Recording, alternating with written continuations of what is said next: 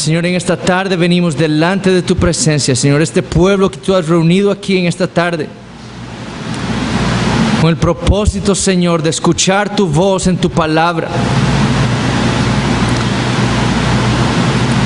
Queremos, Señor, solicitar que tú envíes a tu Espíritu Santo, Señor, para que en lo que tu palabra es predicada y en lo que nosotros estamos escuchando tu palabra, Señor, nuestros corazones, Señor, se muevan con pasión para adorarte, con un deseo, Señor, de ser guiados por tu Espíritu Santo, con el fin, Señor, de ver cada vez más claro al Señor Jesucristo. Hoy queremos, Señor, que nuestro Señor sea magnificado en medio nuestro, que Él sea expuesto, Señor, al predicar tu palabra, y que podamos ver, Señor, el tesoro que Él es para nosotros, la iglesia. Señor, que hoy aquellos que no conocen al Señor Jesucristo, que hoy sea, Señor, ese día de salvación. Tú uses tu palabra, Señor, y los conviertas, los lleves a sus pies.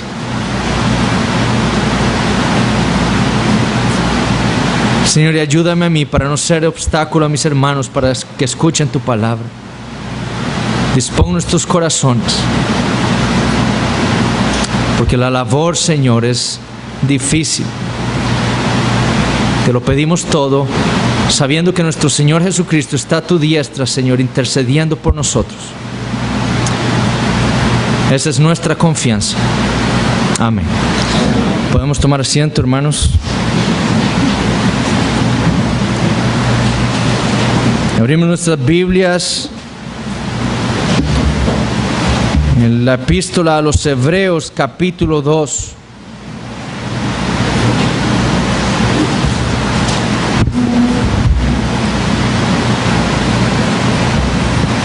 El plan era terminar hoy el capítulo, pero estratégicamente vamos a ver solamente 2 versículos. Entonces vamos a leer los versículos 11 y 12 de Hebreos capítulo 2. Y el autor, hablando del Señor Jesucristo, inspirado por el Espíritu Santo, dice así: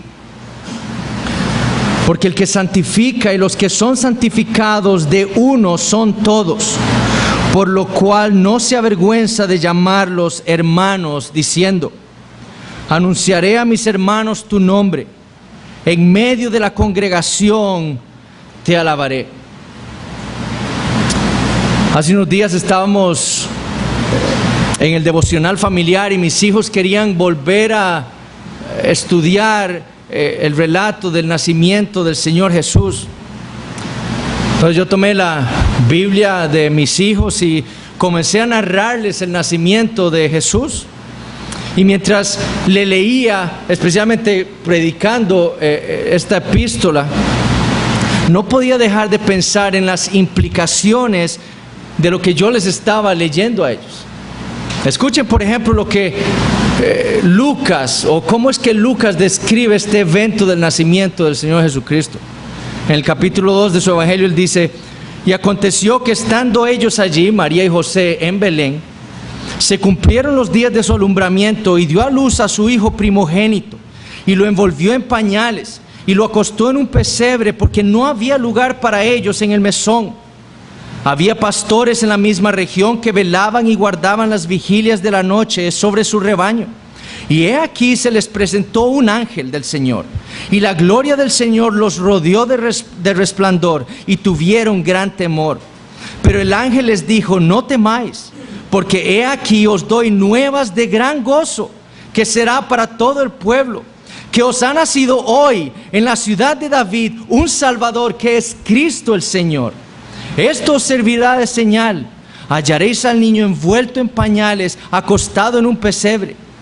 Y repentinamente apareció con el ángel una multitud de las huestes celestiales que alababan a Dios y decían: gloria a Dios en las alturas y en la tierra paz, buena voluntad para con los hombres. Y lo que yo pensaba mientras les narraba esta historia a mis hijos es que esta era la verdad que el autor de este sermón le estaba enfatizando a esta congregación. La verdad de la encarnación de Cristo, de la encarnación de Jehová. Una verdad que, hermanos, nos debe dejar, como dijimos la semana pasada, boquiabiertos de asombro. Solo piensen en lo que acabamos de escuchar de Lucas. El Señor Jehová nació. Os ha nacido, dijo Lucas, Cristo, el Señor. Dios se hizo hombre, hermanos. Dios dejó su gloria y descendió a la tierra. Dios no estimó ser igual a Dios, sino que se despojó a sí mismo y tomó forma de siervo. Y no solo eso, pues Él no vino a nacer en un palacio, sino en un pesebre. Él no vino a ser vestido en las mejores ropas, sino en pañales. Y la semana entrante vamos a ver qué simbolismo tiene esas ropas con las cuales fue vestido el Señor Jesucristo cuando nació. No vino mientras todo su pueblo estaba esperándolo para adorarle, sino que cuando vino no había campo para Él, no había espacio para Él, ¿dónde nacer? Así vino el Señor, así fue como se encarnó. Esta verdad de la encarnación estaba siendo menospreciada por muchos en esta congregación y estaban sintiendo la presión del mundo y la presión de aquellos que una vez habían profesado ser sus hermanos en la fe para dejar el cristianismo, para abandonar al Señor. Estaban siendo tentados a volver atrás por la verdad de la encarnación del Señor Jesucristo. Pero el relato de Lucas también debe dejarnos boquiabiertos en el significado de la encarnación. Para este ángel, nos dice Lucas, este anuncio que él le dio a los pastores eran noticias de gran gozo. Esto que les estaba diciendo de la encarnación de Dios eran noticias de gran gozo para estos pastores y para todo el pueblo. Era un motivo para que tanto el ángel y estas huestes celestiales que ahora le acompañaban se unieran para alabar a Dios en las alturas. Así de grandioso era eso que estaba sucediendo en ese momento. ¿Por qué? Porque Dios se había encarnado con el fin de salvar a su pueblo. Él había nacido para traer paz entre Dios y los hombres, para demostrar su buena voluntad para con nosotros, pecadores. Y esa verdad también había sido olvidada por muchos en esta congregación a la cual escribe el autor. Ellos no estaban entendiendo el propósito de la encarnación del Señor Jesucristo. Y por lo tanto estaban poniendo sus almas en peligro, tratando de rechazar a este Jesús, al Dios hombre, por su encarnación, pensando que eso lo hacía inferior a los ángeles. Y el autor, conociendo esta situación en esa congregación, les escribe estas palabras en el capítulo 2 con el fin de mostrarles, como vimos, el propósito de la encarnación. No solo era una realidad como vimos, sino él le quiere decir a ellos el propósito. ¿Por qué este Jesús del que habló en el capítulo 1, Dios mismo, el Señor, se había encarnado? El punto del autor es que la encarnación era lo que convenía, como dice él en el versículo 10. Era lo necesario, era lo único que Dios podía hacer si iba a haber salvación para pecadores como nosotros. No había otra cosa. Esto era, si Dios iba a salvar pecadores como nosotros, Dios se tenía que encarnar. Era lo que convenía. La encarnación entonces no hacía a Jesús inferior a los ángeles, sino todo lo contrario, demostraba su superioridad sobre ellos. La salvación solo podía lograrse mediante la encarnación de Jehová. Ningún ángel, ni siquiera en su estado perfecto, podía salvar a pecadores como nosotros. Solo Dios, hombre, podía ser. Solo Cristo Jesús. Y es así como el autor introduce el propósito de la encarnación del Señor, con el fin de que estos hermanos entendieran la locura de lo que estaban pensando hacer: rechazar al cristianismo, darle la espalda al Señor por causa de la persecución y el sufrimiento. Y el propósito de la encarnación, nos dice el autor en el versículo 10, es que Jesús debía ser nuestro autor, el autor de la salvación. El fin por el cual la segunda persona de la Trinidad se hizo hombre fue para ser nuestro capitán, nuestro príncipe, nuestra cabeza, nuestro representante, nuestro fundador, nuestro líder.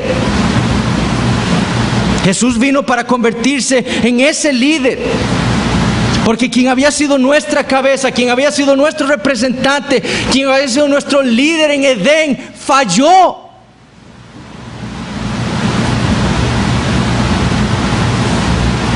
Cristo entonces, dice el autor en los versículos 5 al 9, vino a ser nuestro líder con el fin de recuperar para nosotros el dominio de la creación que habíamos perdido en Adán. En Adán nosotros le habíamos entregado ese dominio que Dios nos había dado. Pero en Cristo, hermanos, ahora reinamos. Claro, el autor dice en el versículo 8, pero todavía no vemos que todas las cosas le sean sujetas a nosotros los hombres. ¿Cierto? Aún no estamos nosotros como hombres gobernando. Y al igual que esta congregación en el primer siglo, todavía experimentamos dolor y sufrimiento y persecución. Pero por medio de la fe nosotros vemos a Jesús coronado de gloria y de honra. Nuestra esperanza es que a pesar de que este gobierno, este dominio no se cumple aún, Cristo está sentado ahora mismo a la diestra del Padre, gobernando el universo. Y nuestra esperanza es que nosotros vamos a gobernar con Él. Por fe, Él recuperó en la cruz el dominio que nosotros habíamos perdido en Adán, nuestro primer líder. Y por eso Él tuvo que encarnarse. Pero el autor también afirma en el versículo 9 que Cristo tuvo que encarnarse con el fin de ser nuestro líder, sirviéndonos como sustituto. Siendo enemigos de Dios por causa de nuestro pecado, siendo criminales por estar en Adán, debíamos morir. El hombre debía morir por su pecado. Esta era la pena que merecía Adán y que merecíamos todos nosotros por estar en él, por haber pecado contra un Dios infinitamente santo. Pero Cristo se hizo hombre para servirnos, asumiendo nuestra humanidad, nuestra culpa en su cuerpo, para sufrir y experimentar la ira de Dios, para que nosotros no muriéramos, para darnos vida y así reconciliarnos con Dios el Padre. Ese fue el regalo del que el ángel le habló a los pastores. Él vino a ser nuestro Salvador. Él vino a traer paz entre Dios y los hombres. Pero también se había encarnado, como vimos la semana pasada, en el versículo 10, con el fin de guiarnos a la gloria. Estando nosotros en Adán, estábamos separados de Dios por causa de nuestro pecado. Y Cristo vino a ser nuestro líder para llevarnos de vuelta al Padre, de quien estábamos separados en nuestro primer líder. Él vino para quitar todo aquel obstáculo, todo lo que nos separaba de Dios. Él vino a quitar los querubines que impedían nuestra entrada al templo de Dios. Él vino a rasgar el templo que nos impedía entrar al lugar santísimo. Y lo más increíble de todo, dice el autor, es que lo hizo sufriendo. Fue por medio de aflicciones que fue hecho nuestro completo Salvador. Y lo hizo no solo para que esto nos sirviera de ejemplo a nosotros, de un ejemplo en nuestro andar cristiano, no solo para que entendiéramos que nuestro camino a la gloria es por medio del sufrimiento,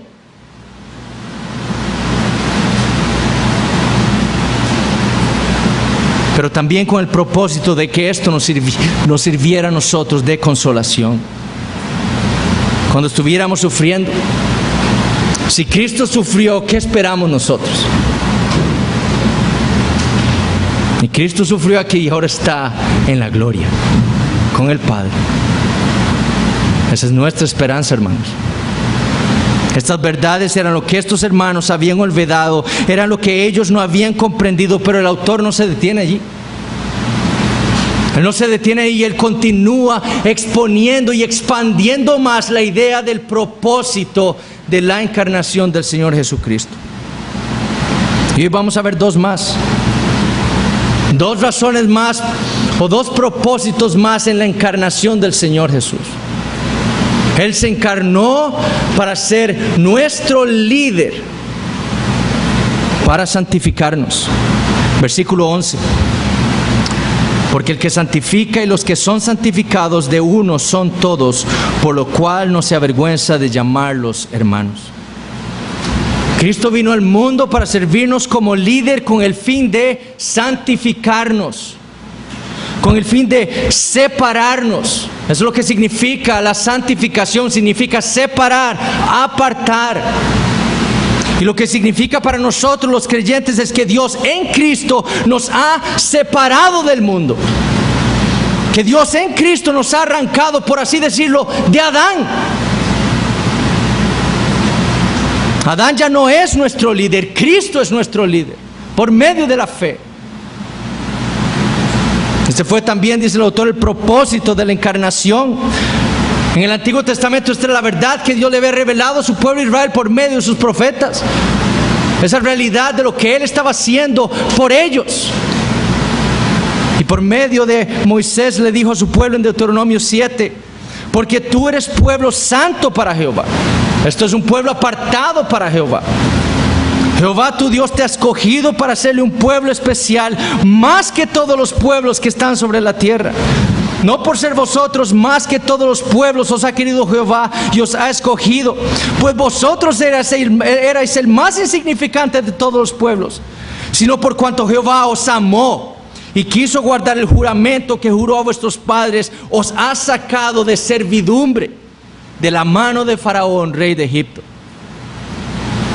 Dios había santificado a Israel, separándolo de Egipto, redimiéndolo de Egipto, comprándolo de su poder, arrancándolo de las manos de su peor enemigo, Faraón. No por algo en ellos, sino por el amor de Dios hacia ellos. No porque ellos eran fuertes, sino por la fidelidad de Dios a su pacto. Esta fue la misma verdad que le enseñó el Señor Jesucristo a sus discípulos. Él vino a encarnarse y les dijo lo siguiente en Juan 15: si fuerais del mundo, el mundo amaría lo suyo, pero porque no sois del mundo, antes yo os elegí del mundo, por eso el mundo os aborrece.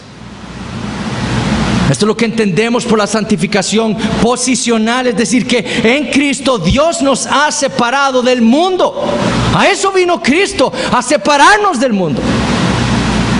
En Adán fuimos esclavos del pecado, del mundo. Pero Cristo vino a sacarnos de esa servidumbre. En Adán éramos esclavos de Satanás. Pero Cristo vino a ser nuestro líder. ¿Para qué? Para separarnos de sus garras. Para santificarnos para Dios. Y ahora en Cristo ya no somos del mundo. Ahora en Cristo somos de Dios. Le pertenecemos a Él. Por lo que Cristo hizo en su encarnación. Pero Cristo vino también para ser nuestro líder y lograr para nosotros esa santificación progresiva en nuestra vida. En nosotros Él está obrando un crecimiento en santidad por medio del Espíritu Santo que Él nos ha dejado después de que subió a los cielos a sentarse a la diestra del Padre, a gobernar el universo. En la cruz Cristo ganó el derecho de darnos al Espíritu Santo a nosotros, su pueblo, para que ahora more en nosotros y nos lleve día a día a ser cada día más santos, a ser cada día más a su imagen. Él dijo: y yo rogaré al Padre, hablando de lo que haría cuando Él volviera de nuevo al cielo, y os dará otro consolador para que esté con vosotros para siempre. En la cruz eso fue lo que Cristo ganó. Él se encarnó para ser nuestro líder, para ser victorioso en la cruz y darnos al Espíritu Santo para santificarnos, para hacernos más a su imagen. Por medio del Espíritu Santo, Cristo está trabajando en nosotros con el fin de hacernos como Él. Nosotros somos, como dice Pablo en Efesios 2:10, su poema, su obra maestra. Y el Espíritu Santo está trabajando como el escultor trabaja con la arcilla, moldeándonos hasta la perfección para hacernos semejantes a Cristo. ¿Qué ángel podía haber hecho esto, hermanos? ¿Qué criatura pudo haber hecho esto? Solamente Dios en Cristo Jesús. Por eso era necesario que el Señor se encarnara para hacer esto, para lograr esto en medio nuestro, por nosotros y en nosotros. Hermanos, debemos ver aquí la grandeza de nuestro Señor Jesús como nuestro líder. Debemos apreciar lo maravilloso de la encarnación de la segunda persona de la Trinidad. Sin ella no habría salvación, sin ella no habría santificación para ninguno de nosotros. Aún estaríamos en Adán, aún estaríamos en el mundo, aún estaríamos bajo la ira de un Dios santo, si Cristo no se hubiera encarnado. Pero ahora, por causa de lo que Cristo logró en su encarnación, hemos sido hechos nuevas criaturas. Pero también, hermanos, debemos apreciar lo siguiente.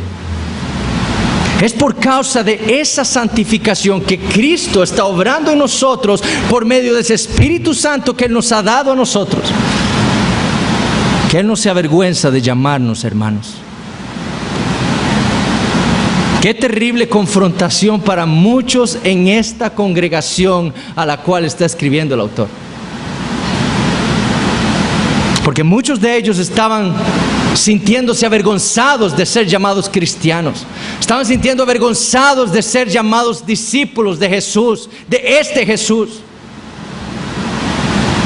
Muchos estaban pensando que Cristo no era lo suficientemente valioso como para sufrir lo que estaban sufriendo. Pero el autor los confronta indirectamente, mostrándoles el amor de Cristo por ellos, lo que Él hizo por ellos, para santificarlos del mundo, para apartarlos, para hacerlos a su imagen. Hace 2 semanas les puse el ejemplo de Hitler. ¿Y qué haríamos nosotros si tuviéramos a Hitler, uno de los más perversos hombres en la historia de la humanidad, como hermano? Si alguien nos dice, Hitler es su hermano, ¿qué? La mayoría de nosotros nos avergonzaríamos de esto. Pero ¿por qué es que Cristo no se avergüenza de nosotros? ¿Porque somos pecadores? Bueno, porque Él no nos ha dejado en esa condición natural. Él nos está santificando cada día más. Con cada día que pasa, Él está obrando en nosotros tanto el hacer como el querer por su buena voluntad, con la meta de que nos parezcamos a Él. Con cada día que pasa, hermanos. Y es porque cada día nos parecemos más al Señor que Él no se avergüenza de nosotros. Es como la obra del escultor. Al principio uno la ve y uno dice, pero ¿qué es esa cosa tan fea? Pero el escultor está orgulloso de lo que está haciendo. ¿Por qué? Porque él sabe la obra, el resultado final de lo que él está construyendo. En Cristo somos perfectos. Ahora no, pero seremos perfectos. Y por eso Cristo nos ve a nosotros ahora, esa obra perfecta del Espíritu Santo, haciéndonos a su imagen. Por eso no se avergüenza. Eso es lo que Cristo logró por nosotros. En nuestra santificación, hacernos cada día más a Él, iguales a Él. Por eso no hay vergüenza. Esta es mi obra maestra. Ellos son mi poema. Véanlos y glorifíquenme.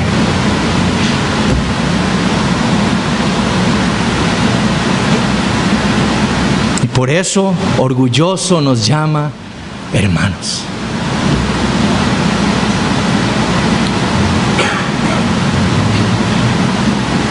¿Qué tan humillados deberíamos sentirnos, hermanos?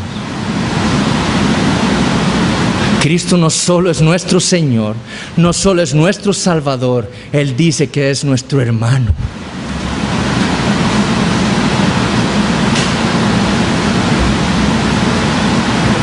Aquí debemos recordar las palabras del Señor Jesús, cuando le dijo a sus discípulos: pues ¿qué aprovecha el hombre si gana todo el mundo y se destruye o se pierde a sí mismo? Porque el que se avergonzare de mí, de mis palabras, de éste se avergonzará el Hijo del Hombre cuando venga en su gloria y en la del Padre y de los santos ángeles. Como les dije, quizás muchos de esta congregación estaban prefiriendo al mundo, sintiéndose avergonzados de ser catalogados como cristianos. Pero no estaban entendiendo que avergonzarse del Señor era lo peor que podían hacer. Estaban poniendo sus almas en gran peligro. Conociendo a Cristo, conociendo lo que Él ha hecho y lo que Él está haciendo por su pueblo, lo único que debería esto producir en nosotros, los creyentes, es un deseo cada día mayor de entregar nuestra vida a Él. Esto es lo que el autor de este sermón quería mostrarle a esta congregación. Entiendan lo que Cristo ha hecho por ustedes. ¿Cómo se van a avergonzar de Él?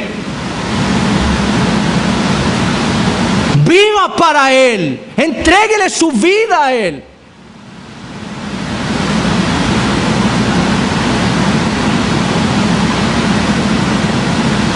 La pregunta para nosotros, hermanos, es la siguiente: ¿estamos nosotros creciendo entonces en santidad? ¿Estamos nosotros luchando contra nuestro pecado? ¿Estamos nosotros hoy siendo más parecidos a Cristo que ayer? ¿O amamos las mismas cosas que amábamos antes de que Cristo, según nosotros, nos salvó?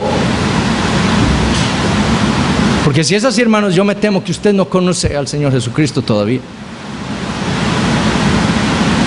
Uno no es cristiano porque lo afirma con la boca o porque lo siente en el corazón. Lo que hace a un pecador, un cristiano, un seguidor de Cristo es ser el receptor de la gracia transformadora de Dios, que lo transforma a uno de un muerto a un vivo, que le da a uno un corazón de carne en lugar de un corazón de piedra, que le cambia los afectos, que lo hace de un enemigo a un hijo de Dios. Eso es lo que hace una persona, un cristiano. No es porque usted diga, es porque usted ha experimentado la gracia poderosa de Dios en su vida, que lo ha transformado. Solamente esa gracia transformadora que lo toca a un pecador una vez en el pasado, es que esa persona puede ser santo cada día más. Cuando Cristo llega a la vida de un pecador, lo cambia. No lo deja en su misma condición. Lo cambia, lo regenera, lo hace nacer de nuevo, lo hace una nueva criatura. Lo santifica, no solo posicionalmente, sino cada día más lo va santificando. ¿Es esa nuestra realidad? ¿Es esa la realidad en su vida?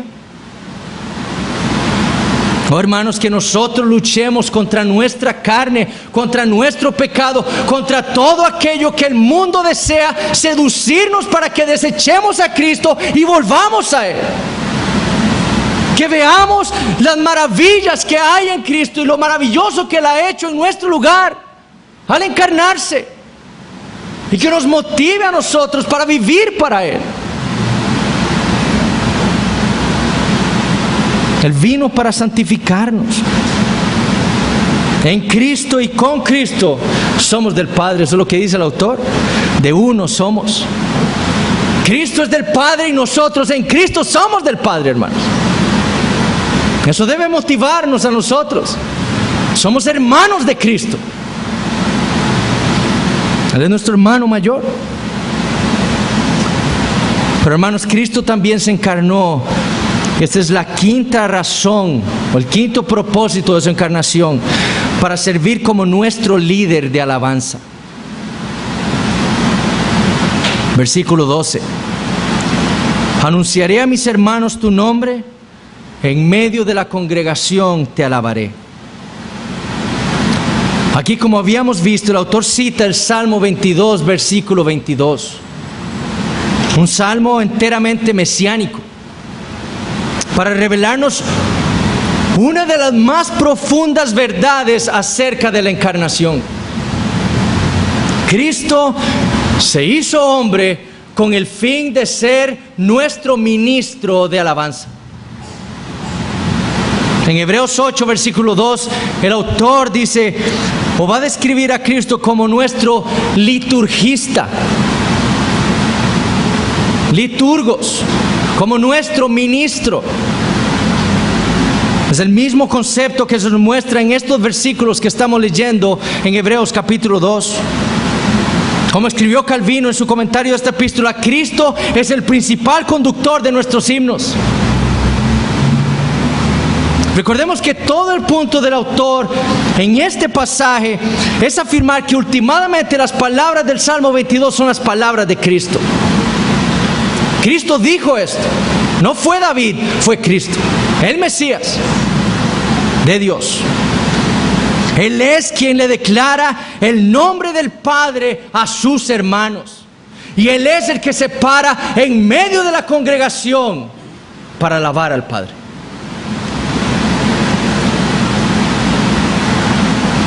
Cuando Cristo, como nuestro líder, alaba al Padre, nos abre el camino a nosotros para alabarle a Él.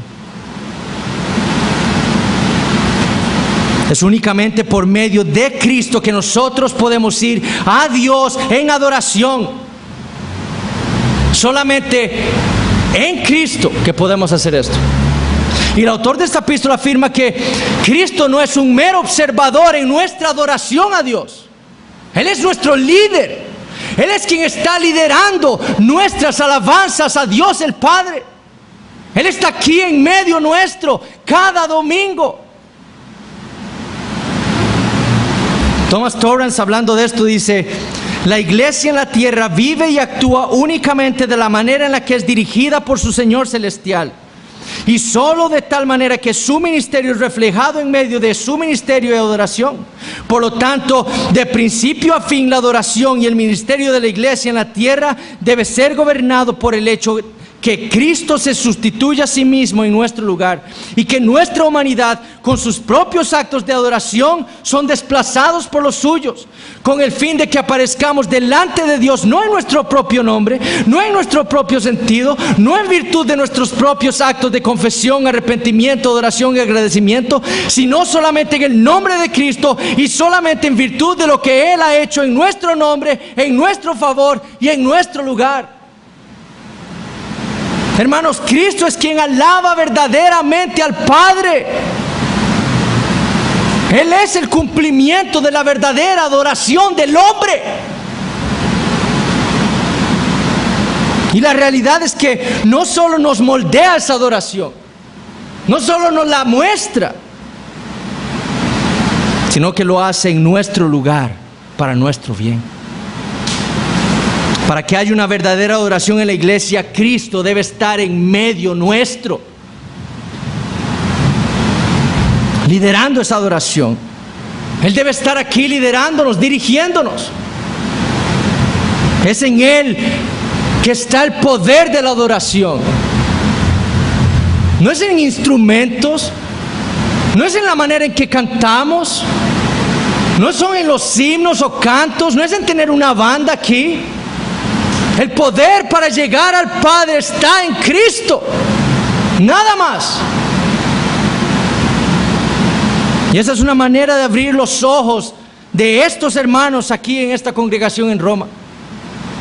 Ni Moisés ni los ángeles podían llevarlos a ellos en adoración a Dios.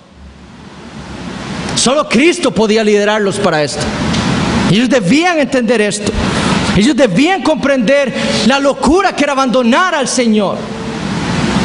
Pero qué manera también, hermanos, de abrir nuestros ojos, de abrir los ojos de este evangelicalismo moderno y contemporáneo. No hay una sola banda, no hay un solo pastor, no hay un solo director de himnos. No hay ningún himno que pueda acercarnos a nosotros, a Dios en adoración. Es que ese himno sí me lleva a mí en adoración a Dios.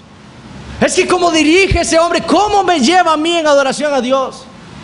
Nada de eso nos puede llevar a nosotros a adorar a Dios como deberíamos. Solo Cristo nos lleva en adoración a Dios el Padre. Él es nuestro líder en ese aspecto. ¿Para qué? Para que nuestras alabanzas, esto que cantamos aquí todos los domingos, pueda ser aceptado por Dios el Padre. La realidad es que Dios acepta nuestras alabanzas no porque cantemos muy bien, ni porque hayamos practicado mucho. Ciertamente Dios merece lo mejor de nosotros. Él merece nuestro mejor esfuerzo. Él merece nuestra mejor voz. Él merece nuestra mejor armonía. Pero no es porque hagamos nuestro mejor esfuerzo la razón por la que Dios recibe nuestras alabanzas. Dios exige una perfecta adoración de parte de su pueblo. Y la realidad es que Dios ha provisto esto en la encarnación de su Hijo Jesucristo. Precisamente porque nosotros somos incapaces de adorarle a Él como Él se lo merece. Pero Él lo ha provisto para nosotros en Cristo, en la encarnación de su Hijo.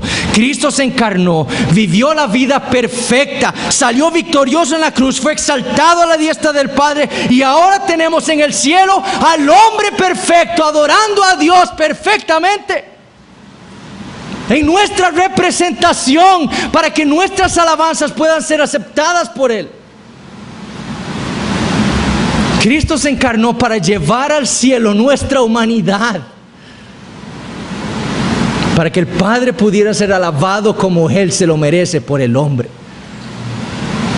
Pero como nosotros no podemos adorarle como Él merece y como Él lo exige, Cristo se encarnó y se hizo el hombre perfecto para hacerlo en nuestro lugar. James B. Torrance dice: nosotros somos aceptados por Dios no porque hemos ofrecido una adoración digna, sino a pesar de nuestra indignidad, porque Él ha provisto para nosotros una adoración, un camino, un sacrificio, un capitán en Cristo, nuestro líder y representante. Este es el corazón de toda verdadera adoración cristiana. Cristo es.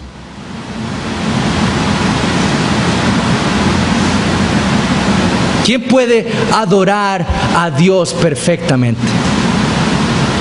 Solo uno: Jesús. Y para eso se encarnó.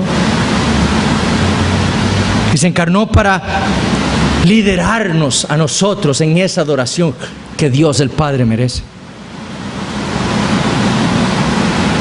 Jesús compartió nuestra humanidad con el propósito de hacer lo que ni usted ni yo podemos hacer: adorar a Dios perfectamente. Y nuestra adoración, para que sea aceptada por Dios, debe hacerse únicamente en Cristo Jesús y por medio de Cristo Jesús y lo que Él hizo por nosotros.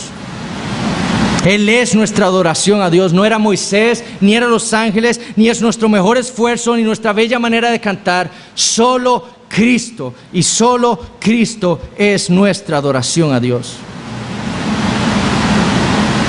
¿Cómo debe cambiar nuestra manera de ver lo que hacemos aquí domingo tras domingo? ¿Cómo debe cambiar esta verdad nuestra manera de cantarle a Dios? Porque en lugar de llevarnos a pensar así: es que si Cristo es nuestra adoración, entonces yo ya no tengo que hacer nada. ¿Para qué voy a cantar? Él es mi adoración, Él está cantándole a Dios por mí. ¿Qué tengo yo que hacer ahora? Mejor me siento y no abro mi boca. Por si canto muy feo. En lugar de llevarnos a pensar así, esta verdad debería motivarnos a cantar y adorar a Dios de una mejor manera, con más gozo y con mayor urgencia. Si Cristo es nuestro líder, si Cristo está aquí en medio nuestro, liderando la adoración de esta iglesia del Padre, entonces nosotros como sus siervos, como sus hermanos, debemos imitarle a Él en eso que Él está haciendo en medio nuestro. ¿Estamos nosotros imitando a Cristo? ¿Está usted imitando a Cristo aquí domingo tras domingo? Cuando Él está aquí en medio nuestro.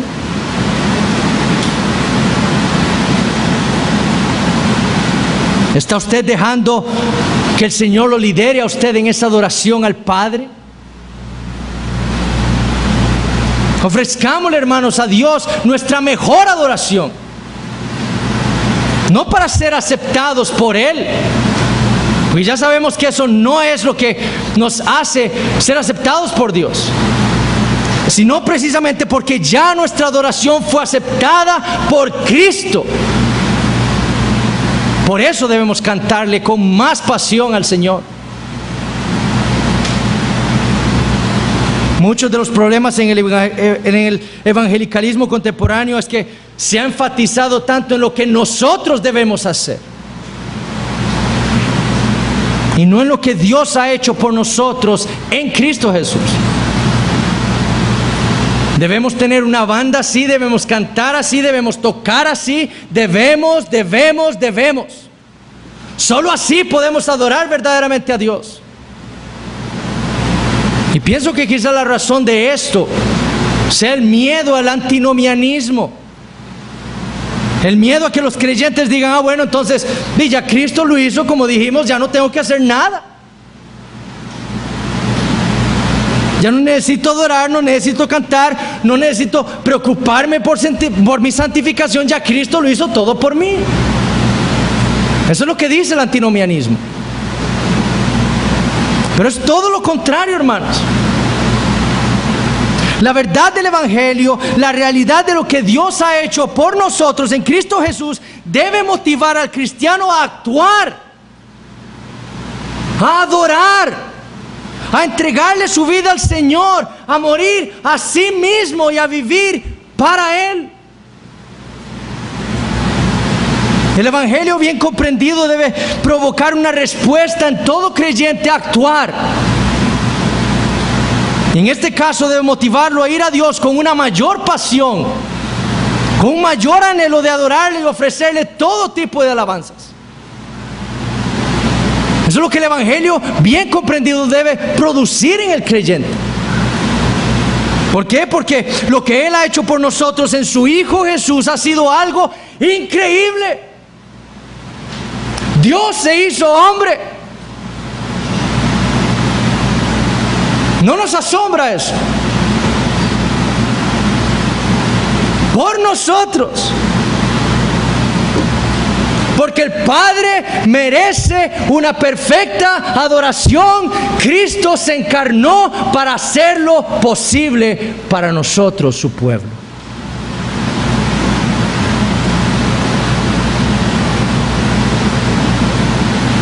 El Evangelio entonces debe producir en usted y en mí no el conformismo en la adoración.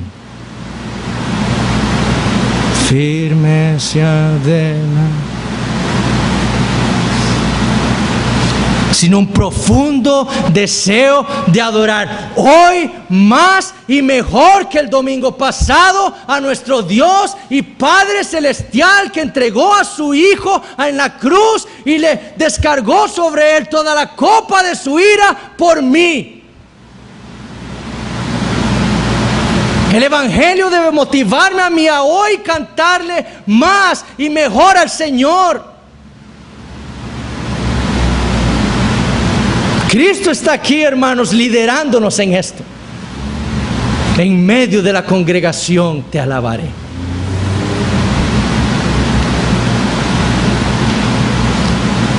Hermanos, lo que el autor de este sermón quería era que estos hermanos comprendieran la locura de lo que estaban pensando hacer. Su deseo era mostrarle la necesidad de la encarnación del Señor para nuestra salvación. El problema es que muchas veces nosotros perdemos de vista lo que implica la salvación. La salvación no es solamente perdón de pecados. La salvación incluye la obra divina de rescate. Dios yendo detrás de nosotros para buscarnos, para encontrarnos, para traernos hacia sí, para comprarnos con la sangre de su Hijo, para separarnos del mundo, para darnos vida espiritual, para darnos un nuevo corazón, para darnos nuevos afectos, para darnos un nuevo amor. La salvación implica, como vimos hoy en la mañana, ser declarados justos. Implica santificación, reconciliación, adopción. Incluye también la bendición de poder tener acceso al Padre en adoración. Eso incluye la salvación.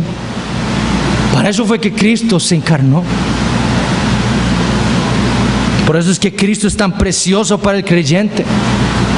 Por la salvación tan grande como la describe el autor en el versículo 2 versículo 3 del capítulo 2, que nos ha sido regalada. Por eso es que nuestra vida debe ser una de constante agradecimiento a Dios. El creyente que ha entendido el Evangelio no puede ser malagradecido. Eso es incompatible con el verdadero cristianismo. El contentamiento es lo que caracteriza al cristiano. ¿Por qué? Porque él sabe que no merece nada bueno de parte de Dios. Lo que Dios nos ha dado, lo ha dado por gracia. Y nosotros como cristianos, habiendo experimentado esa gracia de Dios, lo único que podemos hacer es agradecerle a Él. Es como acostumbraba a responder el pastor Henning, que fuera pastor de esta iglesia, cuando le hacían la pregunta de ¿cómo está, hermano? Y su respuesta era: mejor de lo que merezco. Él entendía el Evangelio. Sin embargo, así no era como estaban pensando algunos de esta congregación. Ellos pensaban que merecían más de lo que estaban recibiendo. Ellos pensaban que merecían vivir sin sufrimientos, que merecían vivir cómodamente en el mundo. Y como esto no era así, entonces Cristo no valía la pena. Hermanos, si esto es lo que usted está viviendo en su vida, permítame hacerle la siguiente pregunta: ¿qué es lo que está separándolo a usted de Cristo hoy? ¿Qué está haciendo que usted pierda su pasión por Él? ¿Es acaso el mundo, las cosas del mundo, el deseo de vivir cómodamente, el no ser rechazado por sus familiares y amigos, el no sufrir burlas? ¿Es eso? ¿Es eso lo que lo está haciendo a usted sentirse avergonzado de decir y afirmar ser un seguidor de este Salvador? ¿Es eso lo que lo está haciendo a usted avergonzarse de vivir una vida que sea digna de Él? ¿Es eso lo que lo está haciendo a usted avergonzarse de luchar contra su pecado y buscar la santidad? Usted y yo, hermanos, estamos constantemente siendo seducidos por el mundo y seducidos por Satanás para que desechemos a Cristo, para que nos conformemos al mundo, como lo hizo la esposa de Lot.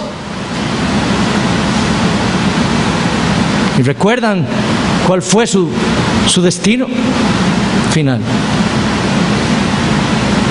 Pero nosotros, como cristianos, necesitamos pensar constantemente en lo que Cristo hizo por nosotros. Ese es el arma para luchar, el Evangelio en nuestra mente, en nuestro corazón. Es el combustible que alimenta la vida del cristiano para vivir y andar como es digno del llamamiento con el que fuimos llamados, como dice Pablo en Efesios 4:1. El Evangelio debe motivarnos a nosotros a obedecerle, a alabarlo, a adorarlo, a entregarle nuestras vidas a Él con más intensidad con cada día que pasa. Hermanos, Cristo dejó el cielo, Él se despojó de su gloria, tomó carne y huesos, vino a rescatarme a mí. A que sus amigos llamaban la basura humana, al inmoral, al blasfemo, al mentiroso, al que una vez levantó su mano contra Dios para maldecirlo. A Él envió Dios, a Cristo, para redimirme a mí, su enemigo, para dar su vida por mí, para santificarme y para que yo ahora pueda adorar a ese Dios que antes odiaba. ¿Qué debo yo hacer entonces por un Salvador tan grande y precioso? ¿Debo conformarme al mundo del cual Él me ha separado? ¿Debo entregarme a Él en cuerpo y alma? Luchar por mi santidad, luchar porque su nombre sea adorado, alabado y glorificado en medio nuestro. Si no estamos viviendo así, hermanos, necesitamos comprender lo mismo que necesitaban comprender estas personas en Roma. Necesitamos comprender por qué Cristo se hizo hombre.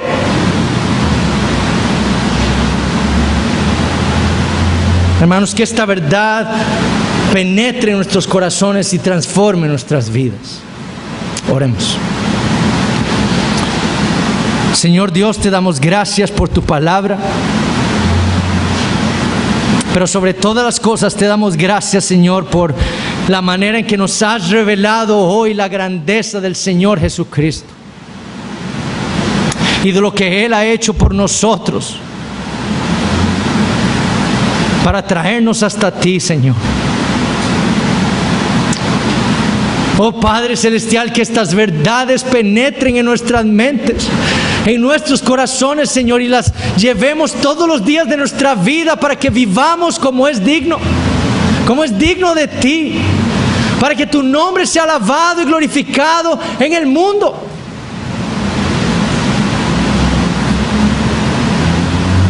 Oh Padre, ayúdanos, que tu Espíritu Santo nos controle plenamente y que obres en nosotros ese hacer y querer para luchar por nuestra santidad,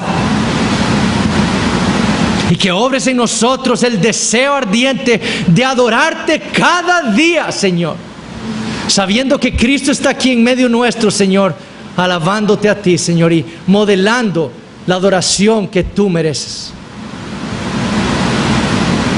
y haciéndolo en nuestro lugar como nuestro líder, nuestro representante y nuestro capitán. Gracias, Señor, por el privilegio que ha sido escuchar tu palabra. Bendícenos en el nombre de Jesús.